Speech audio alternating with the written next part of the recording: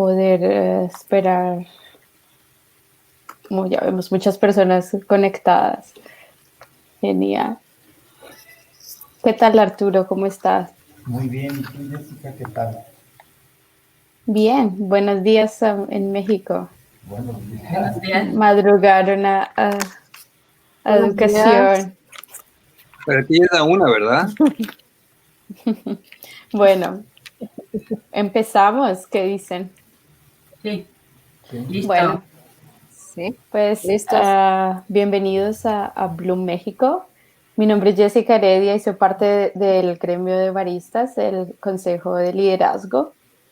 Ah, este es un gremio formado por miembros de la SCA que se ocupa de llevar a los baristas educación o promover el desarrollo de los profesionales baristas. Sin embargo, sabemos que hoy hay muchas personas de de toda la cadena y eso nos da mucha emoción saber por parte del Barista Guild. Soy colombiana, vivo en Eslovenia y estoy muy feliz de ser parte de este evento. Arturo, por favor. Sí, muy buenos días. A nombre de la Asociación Mexicana de Cafés y Cafeterías de Especialidad, la AMCE, damos nuestro agradecimiento a Barista Guild y a la Specialty Coffee Association por esta gran oportunidad y confianza de traer a ustedes Bloom en Español México. Agradecemos a toda el personal humano y técnico que estuvo apoyándonos para estar con ustedes el día de hoy. Asimismo, queremos agradecer a los patrocinadores del evento, Licor 43 y Safe Platform. También este evento fue cobijado por la presidenta de la asociación, la licenciada Silvia Gutiérrez, que formó un comité para poder desarrollar las diferentes pláticas. Estuvimos apoyados por la licenciada Vera Quíndola Rafael, así como también con Juan José Sánchez de la revista Rose en español. Queremos agradecer también a todos los panelistas y moderadores que estarán apoyándonos en estas tres charlas, que con sus conocimientos y experiencia nos brindarán temas de mucho interés para toda la comunidad barista. Estaremos desarrollando tres paneles, los cuales tendrán la misma modalidad. Los panelistas nos platicarán y después vendrán preguntas y respuestas que serán resolviendo conforme ustedes también puedan irlas escribiendo en el chat. En estos tiempos de pandemia y de distanciamiento social, este tipo de eventos apoyados por Barista Guild nos hacen estar mucho más juntos a toda la comunidad barista y en sí a toda la cadena productiva de café, por lo cual les pedimos que sean muy activos en el chat, con sus comentarios, con discusiones o con preguntas que ustedes quieran que los panelistas les respondan. Les recordamos el código que se firmó para podamos respetar el mismo durante el evento. Jessica. Sí.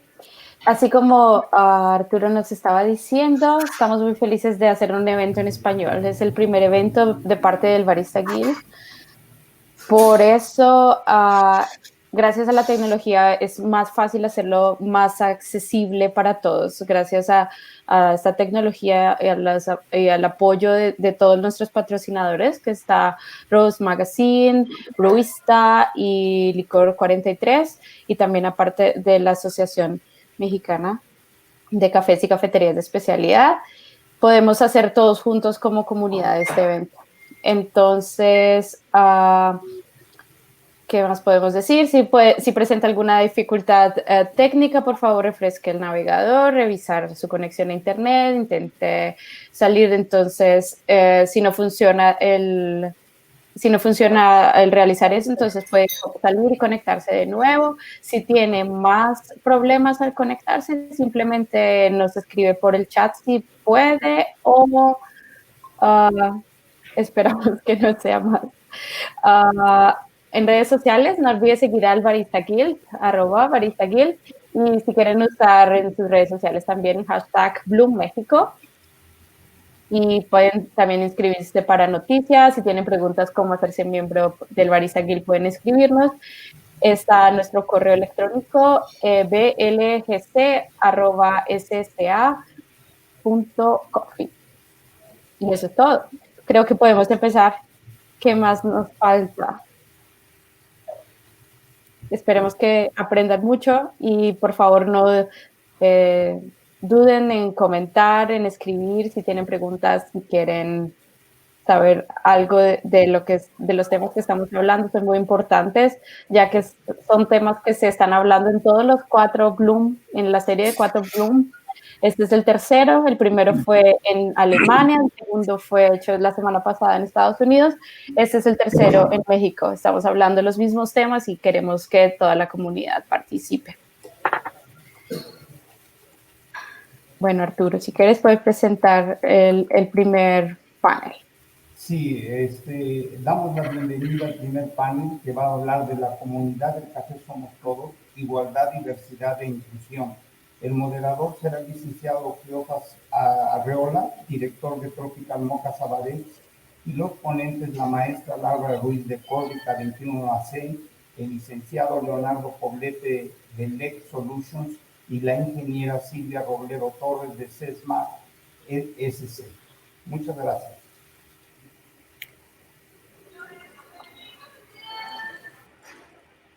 Muy buenos días, soy Cleófas Arreola. Me da muchísimo gusto darles la bienvenida a esta plática que, curiosamente, trata de un tema que a todos nos atañe. Hoy en día estamos hablando de la distancia debido al COVID. Desafortunadamente, muchas veces tenemos cuestiones que nos distancian. Por ejemplo, ideas que tenemos con respecto a ciertos temas. Y de eso se trata esta plática en particular. Estamos hablando de la diversidad. Estamos hablando de la inclusión y la igualdad. En la cadena productiva del café, ahora sí que desde el grano a la taza, se dan muchas veces este tipo de discriminaciones, este tipo de culturas que tenemos y que son aprendidas desde muy temprana edad. Por eso, me da muchísimo gusto hablarles de quiénes son nuestros panelistas el día de hoy. Imagínense ustedes el caso de una mujer indígena que llega a trabajar a una cafetería y que es discriminada simple y sencillamente por su manera de vestir o por su apariencia. De esto, de incluirla en esta parte de la cadena, nos va a hablar Silvia Robledo. ¿Cuáles son los temas? ¿Cuáles son los retos a vencer? Imagínense ustedes que están en una cafetería y se les acerca una persona con una discapacidad intelectual o con síndrome de Down para atenderles, para ofrecerles un café. ¿Cuál sería nuestra reacción? ¿Cuál es nuestra reacción muchas veces? No es aquella de aceptar, muchas veces va mucho más allá. Y de esto nos va a hablar Laura Relly Ruiz, quien está haciendo una labor titánica para ayudarnos a incluir a personas con discapacidades intelectuales. Y tenemos también a Leo Poblete, que nos va a hablar de lo que es ser víctima de una discriminación en el seno laboral de uno de los bancos más importantes de México. Nos va a decir cuáles fueron sus vivencias, y entre los 3 panelistas nos van a ayudar a poder hacer más, a aprender a aceptar más esta diversidad que hay.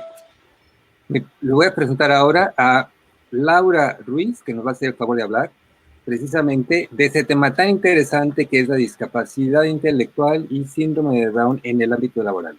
Laura.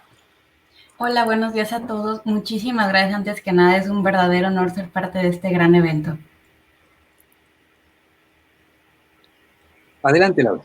Gracias. ¿Puedo empezar con la...? Ahí empieza. Pues mucho gusto, mi nombre es Laura Ruiz Borrallo, yo represento a Córdica 21. Les voy a platicar qué es Córdica 21. Córdica 21C es una asociación civil que desde hace más de 10 años trabajamos para personas con síndrome de Down y discapacidad intelectual. Todo nació en una cancha de fútbol y ofrecemos talleres deportivos. De ahí crecimos a la cuestión educativa, a la cuestión cultural, todo con la finalidad de mejorar la independencia y autoestima de nuestros alumnos.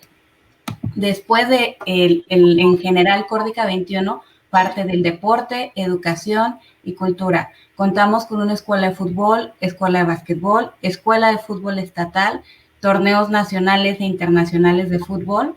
Tenemos baile, tenemos pintura, tenemos asesoría nutricional y una escuela de educación especial. De esta escuela de educación especial se desprendió este taller laboral abierto al público. ¿Qué es este taller laboral abierto al público? Fue un sueño inicialmente que parte de un proyecto integral que queremos ofrecer. Es un taller de capacitación laboral para los adultos con síndrome de Down y discapacidad intelectual que formamos en el colegio. Inicialmente fue solo para los chicos que son parte del colegio. Actualmente hemos crecido y ya se abrió para más beneficiarios. La finalidad de este café es brindarle las herramientas a los alumnos para iniciarlos en el mundo laboral, porque muchos de ellos, aún siendo adultos, nunca habían tenido ni una capacitación, ni un acercamiento a ninguna situación laboral. Solamente había una educación especial o una situación de terapias, pero no había este acercamiento a una situación laboral, buscando la inserción laboral eventualmente, tanto en empresas inclusivas como en empresas socialmente responsables. Les platico lo que es el Colegio de Educación Especial Córdica 21, que está en el proceso de crecer a un centro formativo integral para adultos. Buscamos más adultos, ¿por qué? Porque siento que para los niños, afortunadamente hay más opciones. Un bebé con síndrome de Down puede ir a terapia de estimulación temprana, puede ir a escuela inclusiva o escuela regular, pero conforme van creciendo una persona con discapacidad intelectual o síndrome de Down, siento que las puertas se están cerrando. No es lo mismo aceptar a un niño de 5 años en un colegio de educación regular, aceptar a un adulto de 50 y qué atención y qué especialidad se le va a dar. Por eso buscamos abrir puertas para estos alumnos y darles un proyecto integral. Las materias que manejamos es lectura, escritura, matemáticas, terapia del lenguaje, y deporte, porque le damos la misma importancia al deporte, a lo académico y a lo laboral. En lo laboral entra, en este caso, el taller de cafetería y el taller de cocina. Lo manejamos como una materia más. Una materia a la cual se evalúa, la cual tiene responsabilidad y la cual tiene la misma importancia que las otras materias. Nos gusta manejarlos por bloques para que también los alumnos les guste ese dinamismo y que no sea siempre todo el mismo concepto, sino que modifiquemos de un área a otra y que crezcamos a la par en lo académico, en lo deportivo y en lo laboral. Les platico cómo manejamos este taller de capacitación laboral abierto al público. Generalmente, primero arrancamos con el alumno, hacemos un expediente inicial, nos apoyan, en este caso fue una fusión de maestras en educación especial, amantes del café, una cuestión interdisciplinaria para que todos estemos empapados de lo mismo. Siento que en discapacidad cualquier proyecto se puede lograr. Para mí tiene que haber 3 puntos claves: que el personal esté capacitado, que el personal tenga ese trato digno hacia una persona con discapacidad y, lo más importante, que sea responsable. El hecho de que estemos trabajando con personas con discapacidad no significa que estemos siendo caridad o que estemos haciéndolo por ser amables o por hacer la obra buena del día. Es un trabajo como cualquier otro y nuestros alumnos merecen el mismo respeto, atención y disciplina que cualquier otro alumno. De ahí es donde tenemos que partir para hablar de una verdadera inclusión. Y los tenemos que ver como ángeles o como víctimas. Tenemos que verlos como personas que puede que sí tengan unas adaptaciones metodológicas en cuanto al proceso, tal vez tarden un poco más en ciertas situaciones, pero antes que nada los vemos como alumnos, sin la etiqueta de que tengan una discapacidad. Entonces se hace el expediente del chico sabiendo sus habilidades de lectura, escritura, lenguaje, qué nivel tienen. Las materias que manejamos en este taller laboral es cocina, cafetería, exclusivamente para mayores de edad, responsabilidad de independencia y área socioafectiva. En cada área se evalúan diferentes, acciones o oficios que van en diferente grado de dificultad. Por ejemplo, desde recibir al cliente, llevar una bebida fría, hasta eventualmente la preparación de ciertas bebidas.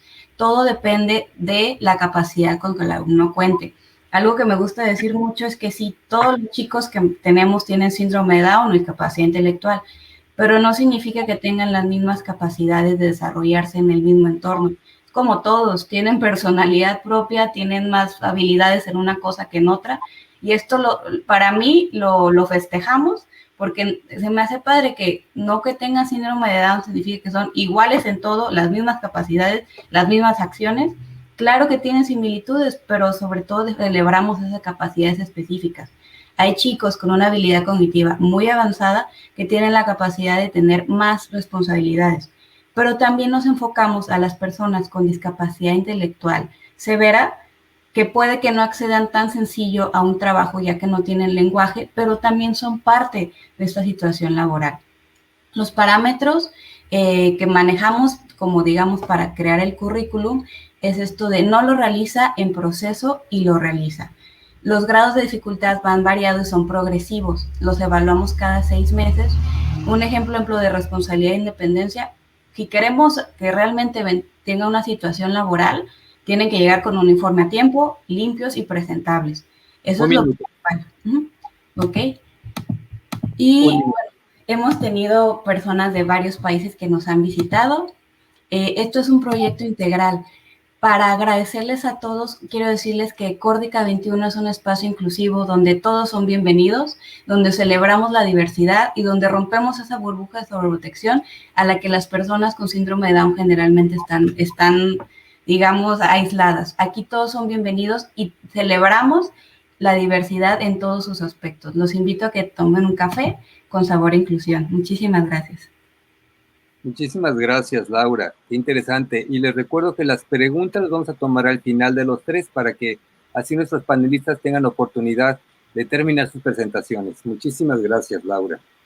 El siguiente tema es también muy, muy interesante porque nos habla de cuando alguien es víctima de una discriminación por cuestión de preferencias y logra, por medios legales, ganar su lugar. Les presento ahora a Leonardo Poblete, quien nos va a hablar de su experiencia muy particular. Adelante, Leonardo. ¿Puedes encender tu cámara, por favor?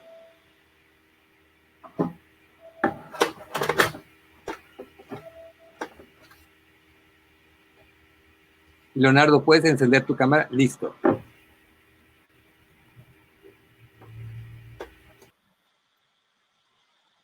Leonardo, ¿puedes hablar? Parece que nos dejó por unos segundos. Se está reconectando. Mientras, quizá entonces podríamos seguir con Silvia Robrero para no perder el tiempo de esta. Y Silvia nos va a hablar de algo que es interesantísimo, que es la inclusión de los indígenas en toda la cadena productiva. Ah, bueno, está Leo, parece. Sí, perdón, tuve un problema de conexión, pero no te preocupes. Bienvenido, Leo, es tu tiempo.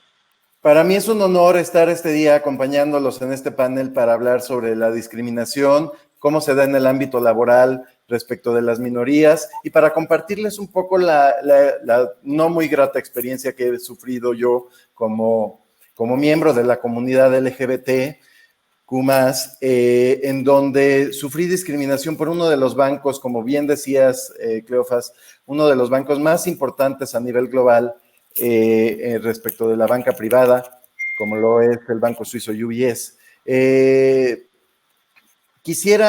tema de la discriminación es muy amplio y a veces en 8 minutos no se pudiera hablar de todo lo que se puede abarcar porque la discriminación es tan amplia y es un fantasma que nos acompaña todos los días en todos los ámbitos, pero en específico en el tema laboral, pues es una sombra que se presenta y que viven los ejecutivos, el personal administrativo, los operativos, a los que se enfrentan todos los días con sus jefes, con el entorno. Entonces, es muy importante que le demos visibilidad a este tema y por eso quisiera empezar diciéndoles que la discriminación es un tema que ha ido sonando cada vez más por la relevancia que ha tenido y que han tomado los pocos asuntos que han llegado a tener éxito en materia judicial, no solo en México, sino a nivel global.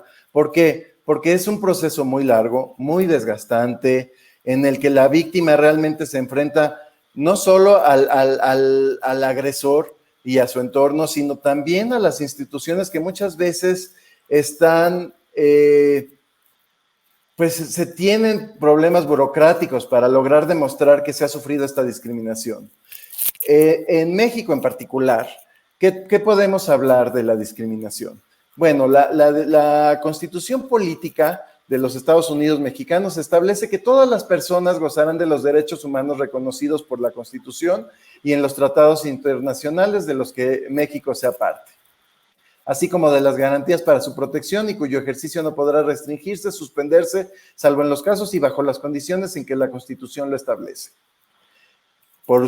También establece que queda prohibida toda discriminación motivada por el origen étnico o nacional, el género, la edad, las discapacidades, la condición social, las condiciones de salud, la religión, las opiniones, las preferencias sexuales, el estado civil o cualquier otra que atente contra la dignidad humana y tenga por objeto anular o menoscabar los derechos y libertades de las personas.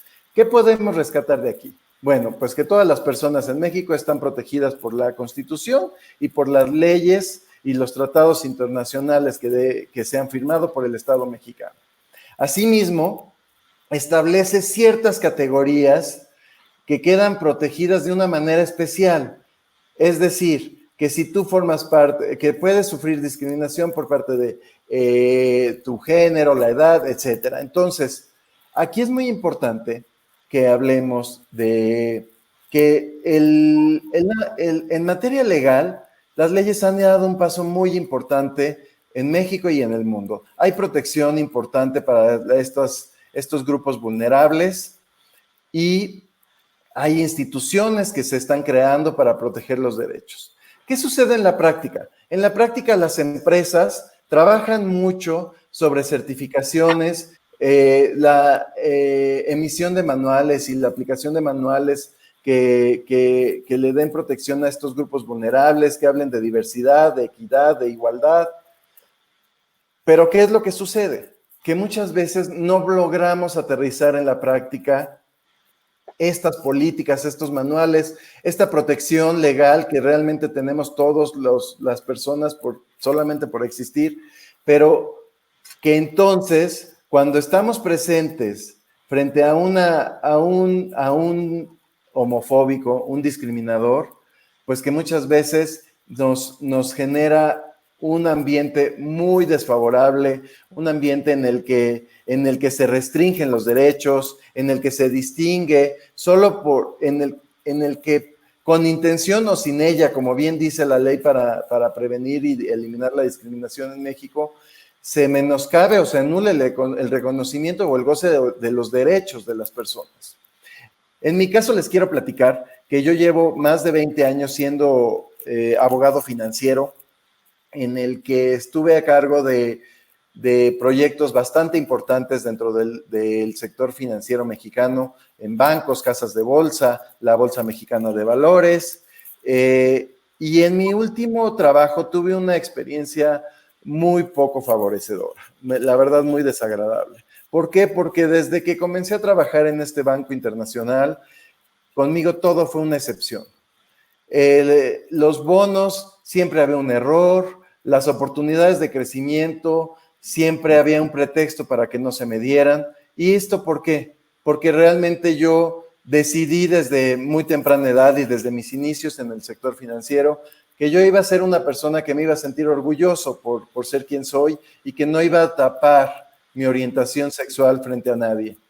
En la mayoría de las instituciones en las que trabajé no fue ningún problema y al contrario, recibí apoyo, pero en esta última ocasión no fue el caso. Como les decía, si bien nunca recibí una ofensa directa por mi orientación sexual, lo que sí es cierto es que todo en mí era una excepción.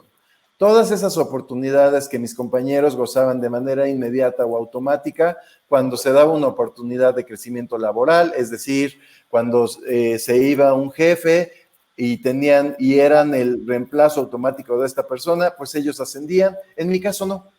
En mi caso siempre había un pretexto para el cual decirme que yo no era la mejor opción para recibir esa oportunidad. Y esto derivó en un ambiente muy, muy agresivo hacia mi persona que me hizo levantar la mano tanto internamente a través de un whistleblowing, como externamente a partir de que interpuse una queja ante el CONAPRED, que es el organismo en México para prevenir la discriminación y defender de nuestros derechos. Y esto desató... Leo, te queda un minuto.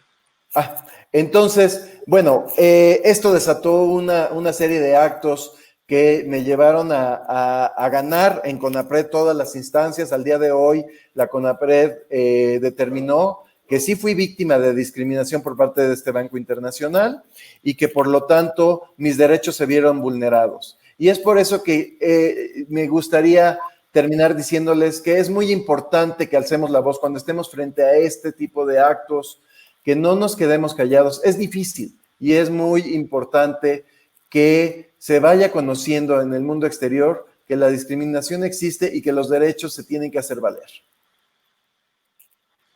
Muchísimas gracias, Leo. Y disculpen que les tenga que recordar el tiempo, pero estamos en un tiempo muy medido porque se trata del recuerdo de una conversación a nivel mundial. Y ahora me da muchísimo gusto darle la bienvenida a Silvia Robredo, quien nos va a hablar de los temas, los obstáculos con los que se encuentra al tratar de incluir a mujeres indígenas en la cadena productiva. Silvia, te recuerdo que tienes 8 minutos y te voy a recordar cuando te quede uno. Adelante, Silvia.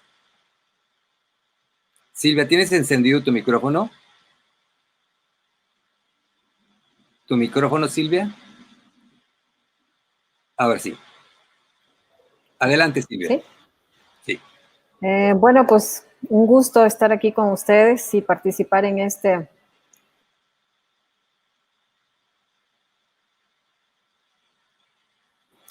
importante conversación, ¿verdad? Son cooperativa de 619 productores y productoras.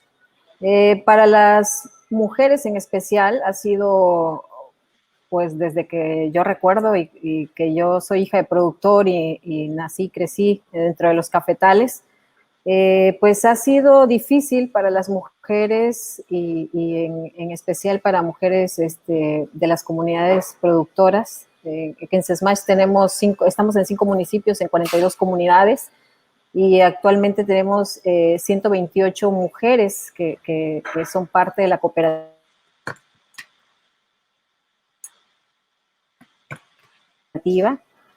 de que todos tenemos los mismos derechos, igualdad, inclusión, que no podemos hacer discriminación, está dentro de los estatutos,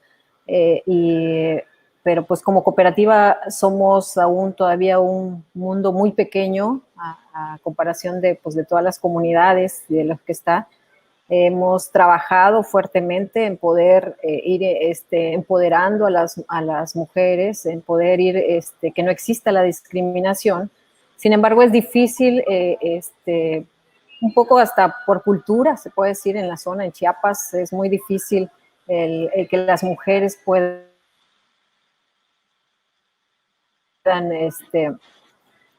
hasta inclusive estudiar. Para mí, y parte de lo que yo siempre les digo es que fui la primera mujer que pudo estudiar de mi comunidad, y es triste en una parte porque tuve muchas compañeritas que no pudieron estudiar, y pues también una oportunidad para mí y para poder venir y regresar y trabajar y poder hacer, incluirlas y poder ver la forma de cómo nosotros también podemos salir y poder también empoderar un poco a las mujeres. En la cooperativa que nosotros hemos estado trabajando,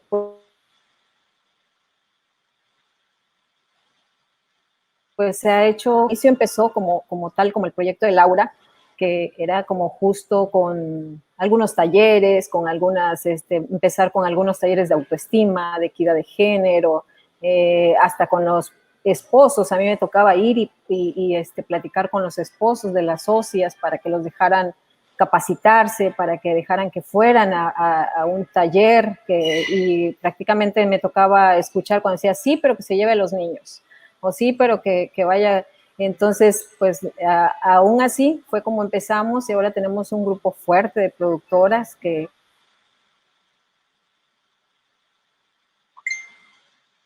han en varias, son delegadas de la cooperativa, han tenido puestos directivos en la cooperativa. En la cafetería que tenemos, pues tenemos en su mayoría puras mujeres que están trabajando. Ha sido difícil también porque al salir o como productoras, pues siempre hay eso de que primero ven cómo van vestidas, cómo hablan, qué dice, cómo se visten. Les da a veces miedo de poder expresarse ante las personas. Era difícil a veces ir a las dependencias y como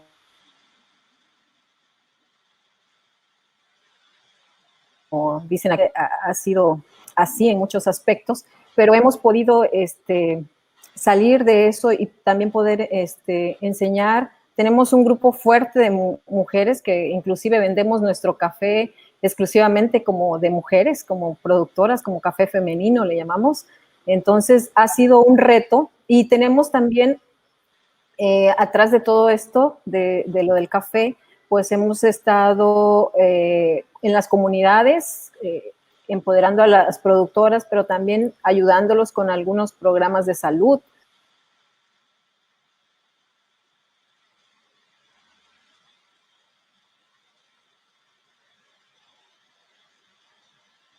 Que eso haremos por ellas, pues en realidad la familia sufre y en eso hemos tratado de hacer varias cosas en la cooperativa hacia las mujeres, hacia las productoras. Y como hemos visto, sí se ha visto que desde el inicio en la cooperativa nos costó mucho, tanto con los productores, de que se le diera el lugar, y aún cuesta, porque es algo que lo traen como cultura, que ha sido difícil quitar. Normalmente las mujeres pues no son dueñas de la parcela, sino que pues, normalmente lo heredan cuando el esposo fallece, o cuando se va a otro país, bueno, emigra y ella se queda a cargo de la parcela.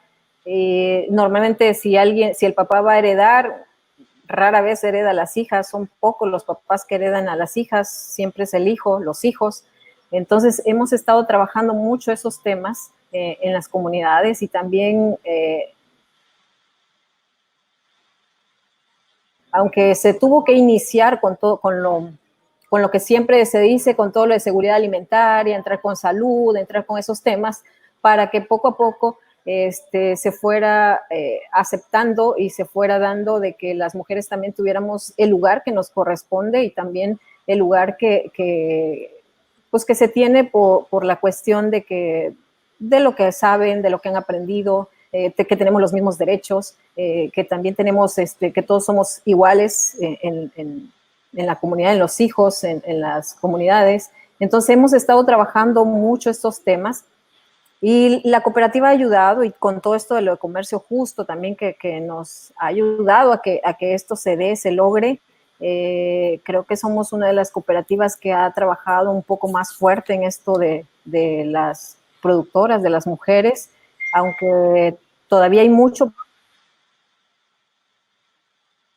por trabajar, no ha sido fácil en estos temas, pero seguimos nosotros y tenemos ese compromiso de poder seguir trabajando con las productoras. Estamos ya organizadas, estamos ya trabajando algunos proyectos todavía directo en las comunidades, y creemos que eso nos ha hecho fuertes y también nos ha hecho a que en la cooperativa puedan ver que pues todos podemos, que todos tenemos las mismas capacidades. Silvia, un minuto. Eso ha sido importante. Un minuto, Silvia. Gracias, José. Por eso es importante para nosotros y ha sido muy valioso, y yo creo que este ejemplo pueden seguirlo muchas de las cooperativas, de incluir, de tener también dentro de todo en sus reglamentos que todos somos iguales, que tenemos los mismos derechos y que no debe haber discriminación. Muchísimas gracias, Silvia. Gracias. Y ahora la manera en cómo hacemos las preguntas es de la siguiente. Igual, vamos a comenzar con Laura. Vamos a hacerle unas preguntas que tenemos aquí, que han llegado del público. Y para este caso tenemos 4 minutos para las respuestas, pueden andar en ellas. La pregunta para ti, déjenme poner el tiempo. La pregunta para ti, Laura, estás hablando, o más bien has mencionado lo que se está haciendo adentro para ayudarles a los a las personas con discapacidad. Pero se hace algo afuera. Es decir, te doy un ejemplo. Si yo llego y me enfrento con un niño que tiene síndrome, realmente no sé cómo reaccionar, ¿sí? Entonces, está haciendo algo para ayudarnos a entender, para ayudarnos a aceptar. Comienza tu tiempo.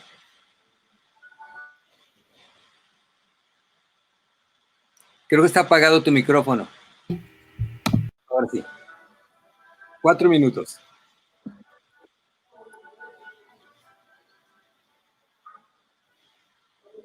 Creo que la perdimos, ¿verdad?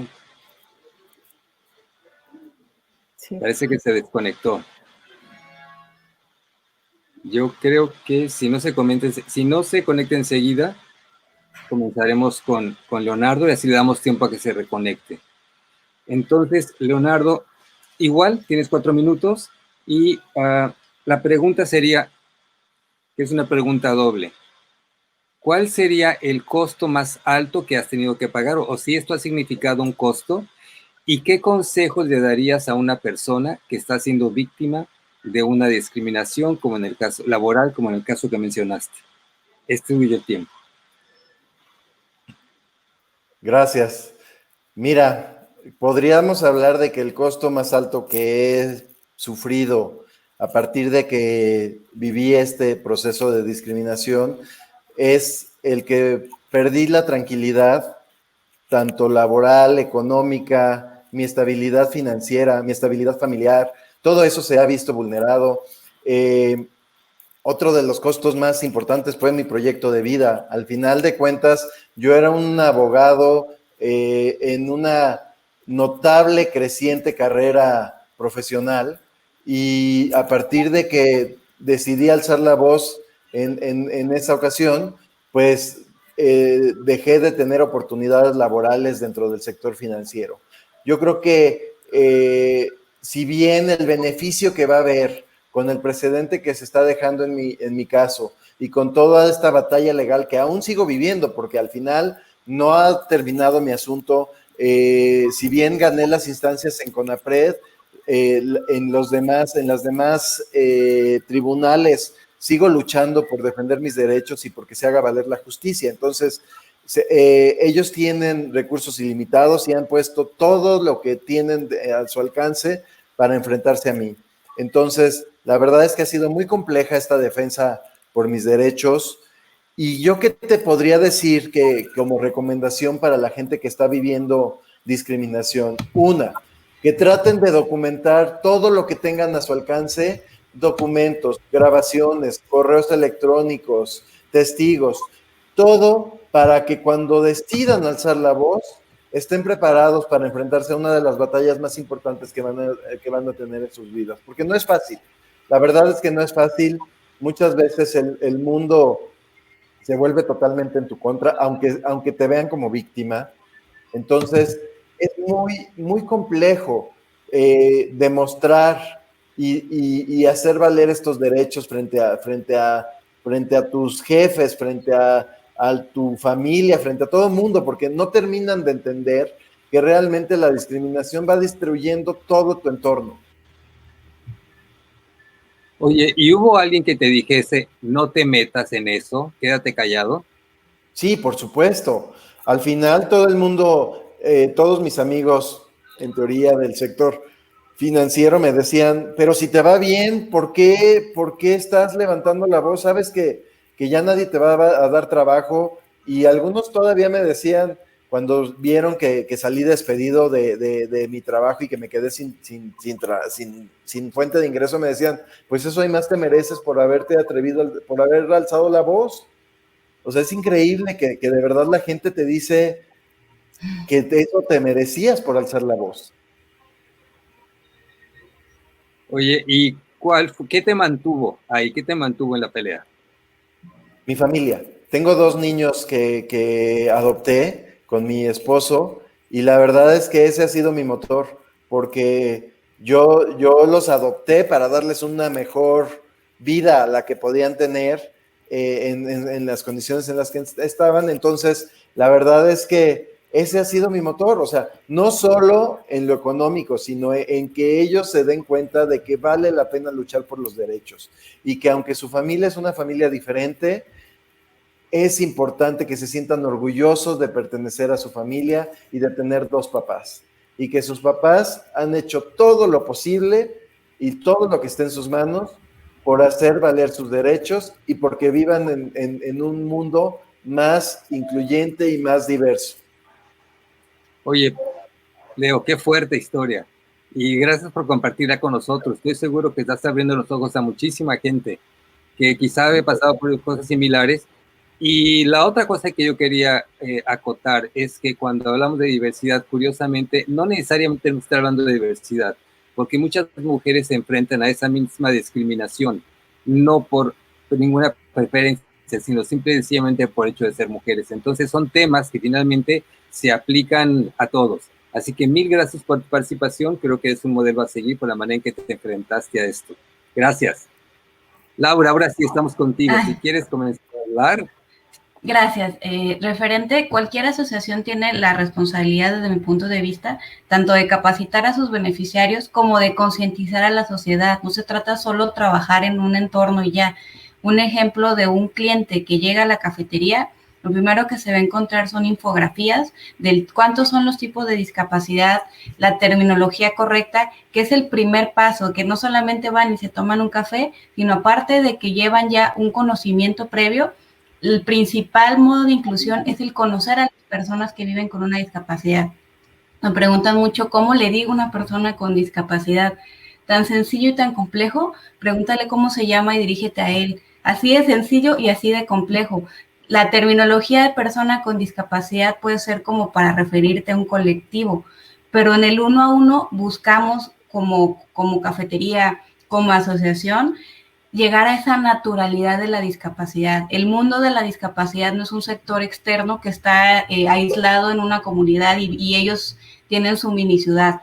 Son parte de la sociedad y no tenemos que esperar hasta llegar a tener algún hijo, algún pariente o alguna persona cercana que tenga una condición de discapacidad para ser inclusivos y respetuosos.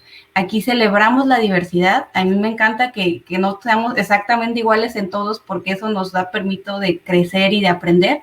Lo que sí creemos en que sí somos iguales es en dignidad y derechos. Cualquier persona, por el hecho de ser persona. Y eso lo celebramos, pero me gusta que compartirlo con las personas que no tienen este conocimiento y de alguna manera, para mí, natural, tienen miedo a lo desconocido, sin juzgar, sin atacar, sin castigar algo que muy probablemente lo dicen porque no saben cómo expresarlo o por miedo a cómo le digo porque lo puedo ofender.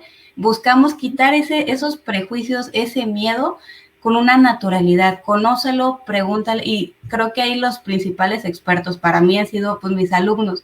Tienen esa naturalidad y ese carisma para aceptarse una persona, incluso después de que le haya dicho algo que puede tomarse como ofensivo, tomarlo con una naturalidad, responderlo sin ser tampoco tan intensos por decir algo de no se tiene que decir esa terminología. Estoy completamente a favor de que la terminología correcta es un paso principal, pero también es muy importante el trato digno y el hablar de manera natural, ni hacerlo sentir como que fueran santos o víctimas, sino como personas. Ese es el principal mensaje que queremos y rompimos esa burbuja al exponerlos al mundo en la cafetería, porque son parte del mundo, tanto para los papás como para el mundo que sepa que compartimos el mismo espacio. Son personas con una condición genética o con una acción cognitiva diferente a la mayoría en cuestión estadística, pero si nos analizamos tenemos muchas más similitudes y tenemos muchísimo más que aprender. Entonces nosotros, tanto en todos nuestros eslogan en el fútbol es, en el fútbol cabemos todos, sin importar la condición, la situación que sea, buscamos esa inclusión, esa diversidad, tanto de nuestros chicos como de la persona que llegue. Lo principal le va a recibir con una sonrisa. Y si no tiene una situación de cómo saber expresarse, se le va a indicar. Entonces yo busco eso, la naturalidad de la discapacidad como parte de la sociedad. Oye, Laura, ¿y tienes algún pariente cercano que tenga alguna discapacidad o por qué comenzaron con esta fundación? Pues es una fundación familiar. Mi papá la inició porque hace 30 años lo invitaron a dar una clase en Comunidad Down de Guadalajara y ahí fue su primer acercamiento con alguna persona con discapacidad. No tenemos a ningún pariente ni cercano ni lejano que viva con esta condición. Y eso me gusta como ponerlo de ejemplo. ¿Por qué? Porque no tenemos que tener un hijo para decir voy a ser inclusivo hasta que me toque de manera directa, voy a ser respetuoso con una persona diferente a mi condición hasta que yo lo viva. Entonces, mi hermano también es entrenador en fútbol, entonces toda mi familia está involucrada en la asociación y no tenemos a ningún pariente que tenga ningún tipo de discapacidad. Pues Laura, pues celebro mucho que nos acompañes, porque fíjate que realmente cuando alguien hace algo así para cambiar el mundo que tenemos, hace algo por todos nosotros. Muchísimas gracias por participar en este panel. Y Muchísimas ahora sí, gracias. a ti, Laura. Ahora sí, Silvia, platícanos, por favor, ¿cuáles han sido los principales retos con los que te has encontrado al buscar incluir a mujeres indígenas en estas labores? Desde el punto de vista, no nada más con ellas, ¿verdad? Al ayudarles a sentirse mejor, sino también con el mundo a su alrededor. Sabemos que tradicionalmente en México usamos palabras despectivas para hablar mal de una persona. Muchas veces le decimos indios. Es algo que traemos enraizado nosotros. Algo de lo que debemos estar orgullosos, ¿verdad? Nuestro origen. Pero en fin, platícanos por favor, ¿cuáles serían esos principales obstáculos con los que te has topado? ¿Y cuáles son los que tenemos que ayudarte a resolver? Sí, bueno, los principales obstáculos creo que ha sido, el primero es que las mujeres o ellas crean en sí mismas que pueden realizar las cosas. Y segundo, pues muchas personas, ha sido la verdad cuando a veces me ha tocado llevar a algunas productoras que van, entonces ha sido así como que no las ven, como si fueran invisibles. Entonces ha sido difícil darle esa visibilidad para las productoras.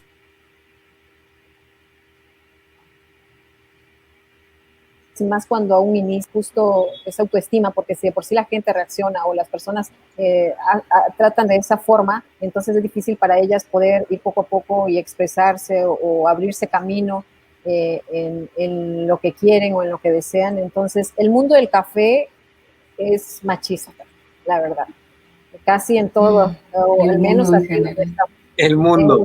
El mundo del café. Entonces encontramos en su mayoría difícil para, bueno, o como tiene tanto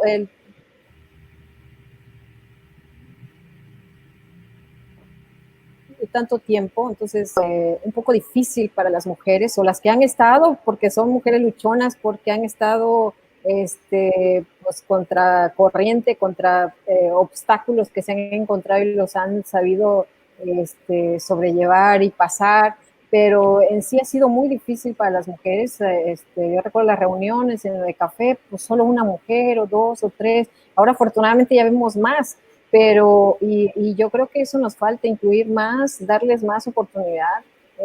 Habemos muchas que tenemos muchas capacidades, que creo que también podemos, no sé si por ser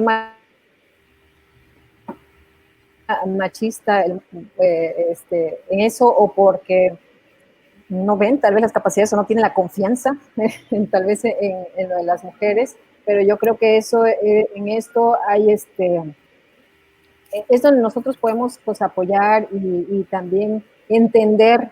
Hay cosas que también nosotros, tanto hombres y mujeres, tenemos los mismos derechos y no es porque sean mujeres, no deben tratar de una forma, no, simplemente es que cada uno de nosotros lo que sabemos hacer, en lo que somos buenos, pero las oportunidades normalmente como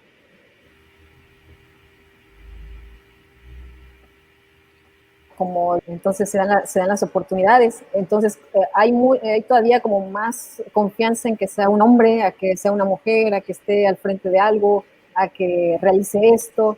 Entonces en eso creo que ha sido difícil y más para las mujeres productoras es mucho más difícil cuando ven todos estos obstáculos que nos cuesta a nosotros que llevamos un poquito ahí de camino, de que vamos, entonces es como donde entra el desánimo y dice, no, si ustedes menos nosotras, ¿no?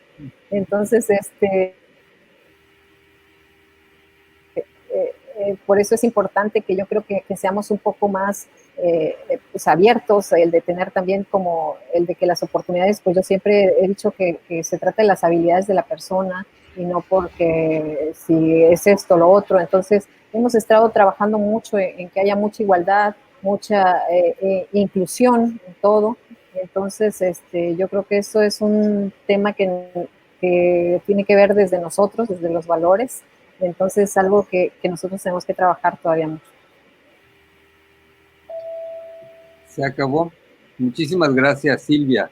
Muchísimas gracias a todos. Creo que este es un ejemplo de lo que podemos hacer cuando hablamos de lo que nos interesa y creo que más importante cuando nos atrevemos a hacer una diferencia, porque podríamos estar platicando de esto desde la comunidad de un café, tomando un rico café, ¿verdad? Y sin embargo, al salir y al hacer lo que ustedes están haciendo es como realmente vamos a lograr cambiar no nada más la vida de esas personas, sino los hijos. Vamos a cambiar generaciones. Porque esta educación que tenemos, esta cultura que tenemos, se ha dado por generaciones, ¿verdad? Lo que pensamos es el resultado de muchas cosas que hemos aprendido de padres, abuelos y ancestros. Y la única manera de hacer un cambio es cambiando. Y yo celebro que nos hayan acompañado. Para nosotros es histórico la plática, porque es la primera vez que México participa en una conferencia de Bloom a nivel mundial. Así que muchísimas gracias y en nombre de la AMCE, muchas gracias a Bloom, muchas gracias a ustedes y espero que sigan disfrutando de las siguientes conferencias. Gracias. Gracias. Gracias.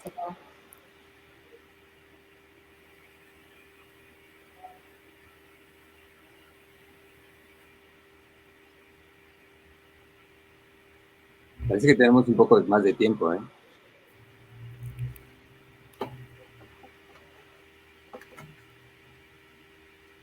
No me dice nada, déjame preguntar. Pero si no nos dice nada, hay una pregunta para Silvia, que dice que, va enfocada a ti, dice, ¿cómo pudieron evitar el viejo esquema del coyote acaparador que tanto daña la caficultura?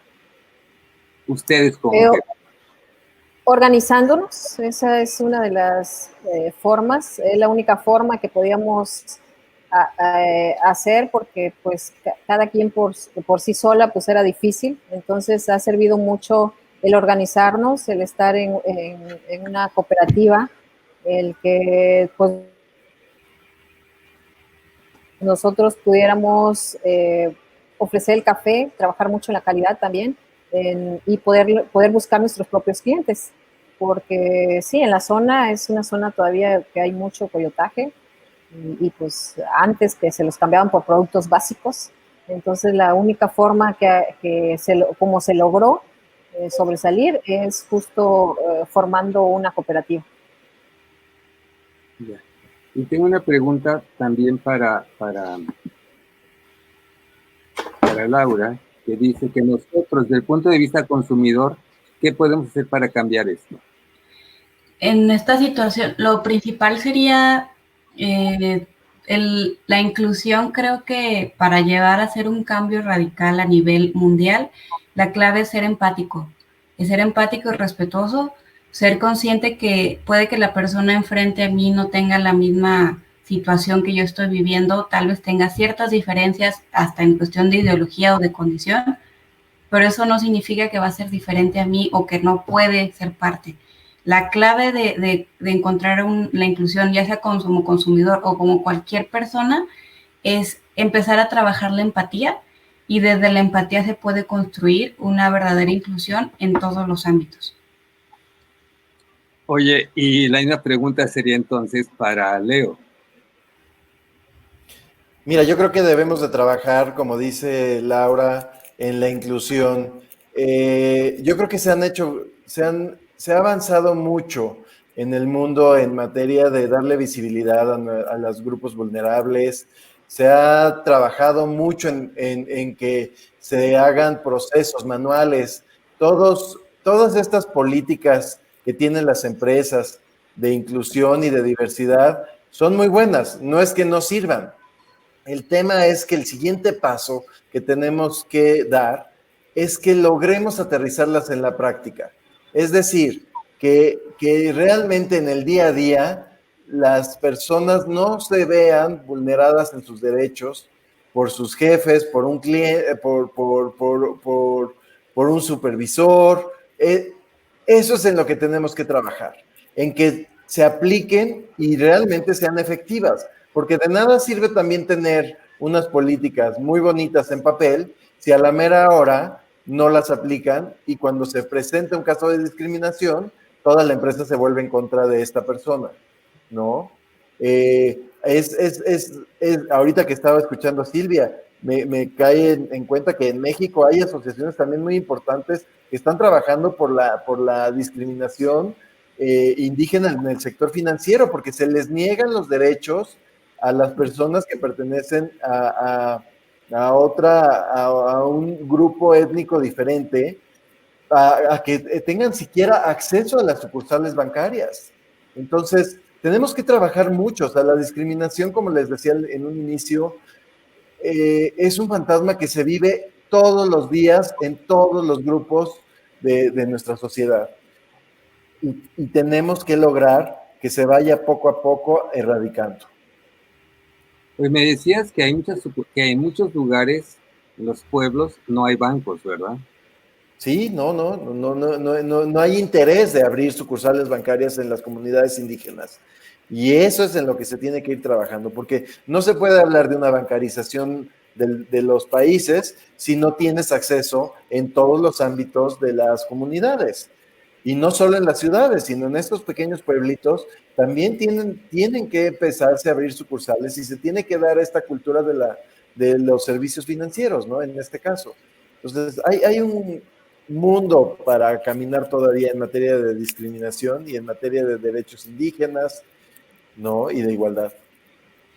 Oye, tenemos unos cuantos minutitos más. Laura, ¿nos querrías compartir la historia del angelito? Lo que me llamó la atención es que mencionabas el angelito. Bueno, me tocó una mamá con su niño con síndrome de Down como de unos 6 años, lo llevaba de la mano y en la calle se paró una señora y ve al niño y le dice, qué bonito angelito. La mamá agarra su bolsa y le empieza a pegar a la señora y le dice, mi hijo no es ningún angelito, a mí no me lo discrimines, es una persona con síndrome de Down y la estás discriminando, lo estás humillando. El niño empezó a llorar, se hizo un rollo. Aquí creo que aún desde dentro de una posición de una persona, dentro de una asociación o dentro de que vive la discapacidad, yo no creo que ese sea un acto inclusivo. Muchas personas tienden a vulneradas en cualquier entorno, tienden a estar a la defensiva porque la sociedad tiende a estar atacando. Pero aquí creo que esta situación, al haberle dicho, oye, no es angelito, se llama X, de esa manera se hubieran formado una verdadera capacitación, una verdadera trato hacia una persona con discapacidad, porque para mí eso lo único que generó es que la persona que le dijo angelito es un miedo a que vea una persona con discapacidad de cualquier tipo, pues le va a cruzar la calle porque ya ni sabe cómo decirle. No siento que específicamente ese acto haya sido con un dolo específico de humillar al niño o a la mamá. Entonces hay que analizar que la mayoría de muchas situaciones justificadas están a la defensiva, pero creo que la principal herramienta de la educación es esa, ser empáticos y con educación decirle, no se llama así, se llama así, es esa terminología. Claro, siempre defender todos los derechos, toda la dignidad, pero hay que analizar en qué punto a veces las mismas personas que están dentro de un colectivo usualmente vulnerable se ponen esa, digamos, de a mí, antes de que tú me ataques, yo ya me estoy defendiendo, porque el entorno así es. Pero esa situación me quedó muy grabada porque siento que, o sea, podría analizar mil entornos diferentes, pero yo desde mi punto de vista no considero que haya sido una acción inclusiva hacia la persona que le dijo a un niño de 6 años, Angelito. Fíjate que muchas veces la incapacidad es de la otra persona que no sabe cómo acercarse o cómo referirse y que además trata de ser amable con el de enfrente, ¿no?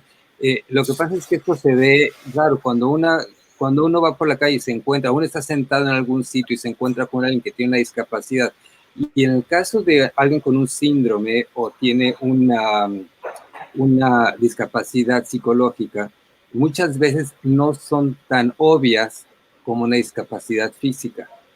Y en muchas casas, si ustedes recuerdan, de chiquito nos decían, no voltees a verlos, no lo veas, no te le quedes viendo. Y esto me trae la siguiente pregunta o comentario que nos acaban de hacer desde público. Me están pidiendo que les agradezca a ustedes que estén haciendo algo porque el sistema tiende a ser invisibles a muchas personas que tienen estas tres, bueno, que puedan ser o indígenas o que tengan tener una discapacidad o que tengan una preferencia distinta a la del grupo, ¿verdad? Y dicen también, preguntan también que desde cuándo comenzaron ustedes a ser conscientes de que había que hacer algo al respecto o qué fue el chip que les hizo a ustedes moverse. Comenzamos con ¿quién? ¿Con Silvia? Sí. Sí, ¿qué fue lo que te hizo comenzar? Bueno, a mí lo que me hizo parte de esto fue desde niña, desde niña, que cuando yo vi que las demás de mis compañeritas, de mis amiguitas, no tenían oportunidades para poder estudiar, que porque decían, ¿para qué va a estudiar si se va a casar? O, entonces, desde ahí, como que yo vi y cuando las veo ahora ya casadas y con muchos hijos, entonces como que desde ahí yo dije, tengo que hacer algo para que ellas puedan, o muchas más mujeres o muchas más niñas que vengan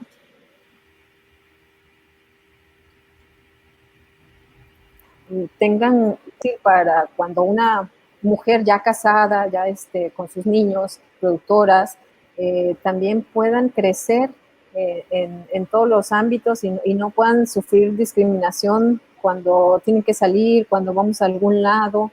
Entonces, pero desde que yo recuerdo fue desde niña, desde que a mí me tocó salir de la comunidad para poder estudiar, porque no había ni primaria ahí, para terminar la primaria, fue donde dije, pues es que ellas también podían estudiar, ellas también tienen esa oportunidad. Pero yo recuerdo que esa fue una de las cosas que a mí me hizo el de que yo estudiara y que regresara para poder hacer algo en la zona. Gracias. Laura, ¿a ti qué fue lo que te llevó a hacer lo que estás haciendo? Pues ¿Cuál fue el momento? Afortunadamente, mi papá cuando empezó en esta fue su motivación y fue mi inspiración. Y él desde niña me llevó a Comunidad Down, entonces yo crecí con muchos de los alumnos, muchos son de mi edad. Entonces esa naturalidad que me expuso afortunadamente desde niña. Y el punto clave que yo como decidí dedicarme profesionalmente de lleno fue, yo me gusta mucho el fútbol, es mi mayor pasión. Cuando me cuestioné por qué yo tengo la posibilidad y la oportunidad y las opciones de jugar en un equipo y de todos los beneficios que tiene la práctica deportiva, y una joven de mi edad con síndrome de Down no tiene esas opciones, no puede disfrutar o ser seleccionada en todas las situaciones que el deporte trae, independientemente del nivel, porque en ellos no se puede, no pueden vivir eso que yo afortunadamente puedo disfrutar. Entonces ese cuestionamiento me hizo enfocarme de lleno en brindar oportunidades con lo que más me gusta, que es partir fútbol, educación, con capacitación laboral, para personas que no veo por qué ellos no pueden acceder a lo que el resto de la población accede. Gracias, Laura. Y para ti la pregunta cambia un poquito, Leo. Antes de que fueses víctima de esta discriminación, ¿te habías involucrado para defender o hacer valer los derechos no nada más tuyos, sino de compañeros o amigos tuyos? Sí, desde que me asumí como gay, yo la verdad es que he estado, bueno, siempre decidí que tenía que sentir orgullo y que aunque el mundo fuera agresivo conmigo por pertenecer a una orientación sexual diferente, pues tenía que demostrarles que yo podía hacer la diferencia. Entonces, siempre he tratado de hacer valer mis derechos de una u otra manera. He acudido a las marchas desde pues desde que empecé a salir del closet. ¿Por qué? Porque es una forma de de agradecer al activismo el que al día de hoy yo haya podido acceder al matrimonio, acceder a la adopción. ¿Por qué? Porque si no fuera por esos activistas que han luchado y han defendido los derechos antes que nosotros, hoy yo no lo hubiera podido hacer. Entonces, siento como una responsabilidad, siempre sentí esa responsabilidad social de devolver al activismo y a la lucha social eso, y la mejor manera pues es alzando la voz, o sea, no permitiendo que sigan estos abusos, haciendo que las cosas cambien y permitiendo que realmente el mundo se vaya educando para ser un mundo más incluyente, ¿no? Oye, qué interesante. Y última pregunta, tenemos 5 minutos. Quiero decirles que nos alargamos afortunadamente y podemos hablar un poquitín más. La pregunta sería, y nos van respondiendo y pasamos al siguiente, y es, ¿cómo han visto el cambio de la aceptación de la diversidad en México en los últimos 5 años o en los últimos años? Comenzamos con Silvia. Sí, hemos visto pues afortunadamente bastante aceptación, bueno, al menos aquí en toda la cuestión o en el sector cafetalero, hemos visto que ha habido mayor aceptación a la diversidad.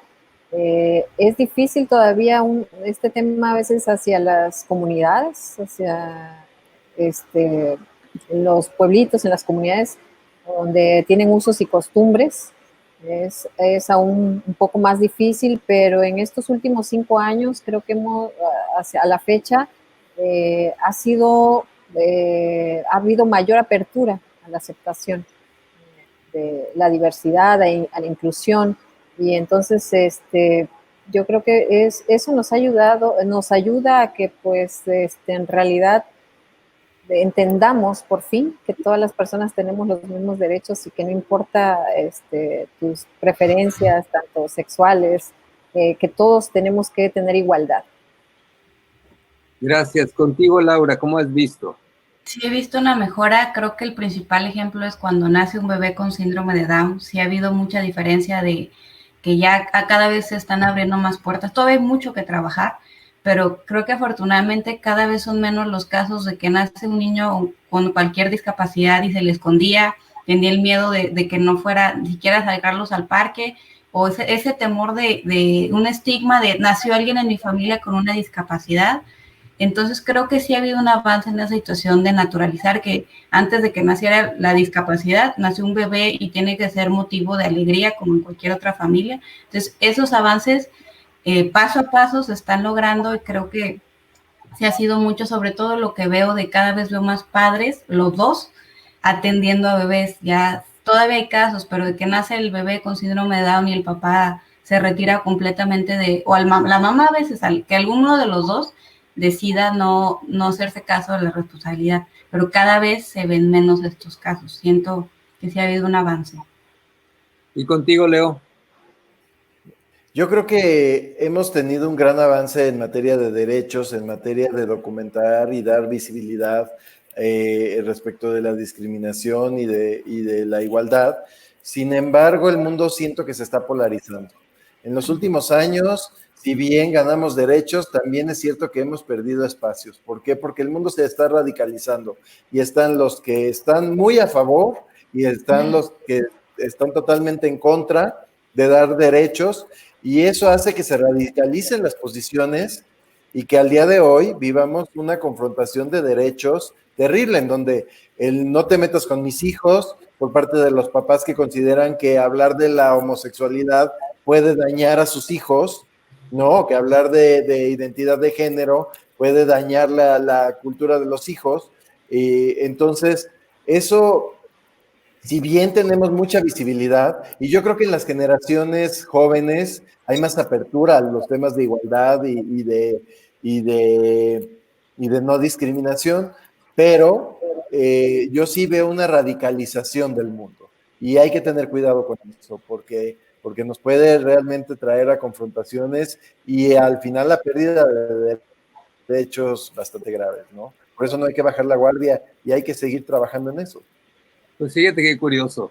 porque yo creo que a lo mejor esto mismo que los trajo ustedes a este panel es lo que nos va a mantener muy activos los siguientes años, porque de otra manera, si dejamos de hacer lo que estamos haciendo, vamos a dar pasos hacia atrás.